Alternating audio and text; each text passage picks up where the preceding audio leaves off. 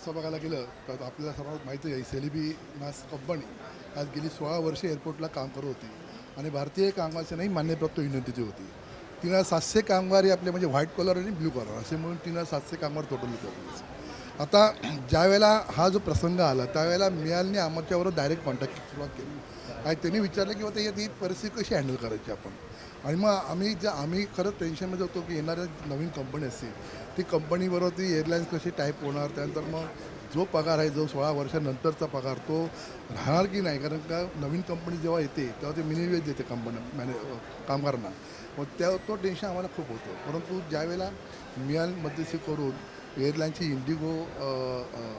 इंदोताई कंपनीचे श्याम मलाई यांच्यावरती डायरेक्ट आमचे मीटिंग करून घेतली आणि त्यावेळेला आम्ही सांगितलं की हे कामगार जे आहेत ते जवळजवळ 20-25 वर्ष काम करतात एअरपोर्टमध्ये आणि त्यामुळे त्या कामगारांना जो पगार आहे आणि जे वर्किंग स्टाईल आहे जी सिस्टीम आहे ती तशी राहिली पाहिजे आणि जे काही बेनिफिट मिळतात फॅसिलिटी मिळतात ते तसे राहिले पाहिजेत. मग ह्या गोष्टीवरती ते लोक सहमत झाले आमच्याशी की पण नाही आम्ही सर्व कामगारांना घेणार आणि त्याच जे काम चालू आहे ते काम पूर्णपणे सुरक्षित ठेवणार.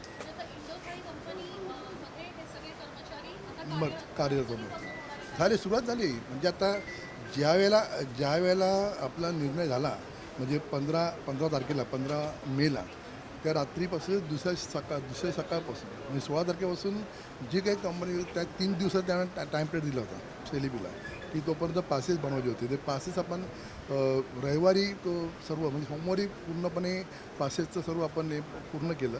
सर्व कामगार पासेस बनले आणि त्यानंतर मग मंगळवारपासून पूर्ण इंदोताईकडे ते कामगार गेलेले असेल.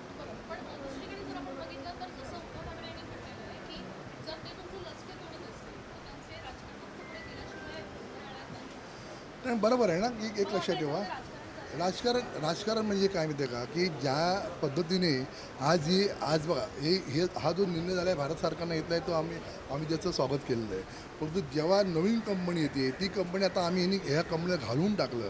आपण कंपन्या बघत नाही आपण मेन काय बघतो तर आपल्या कामगारांना रोजीरोटी कशी मिळेल आणि ती कशी टिकेल हे आम्ही सर्वस्व बघत असतो आणि ते टिकण्यासाठी आम्ही जो काय प्रयत्न करत असतो.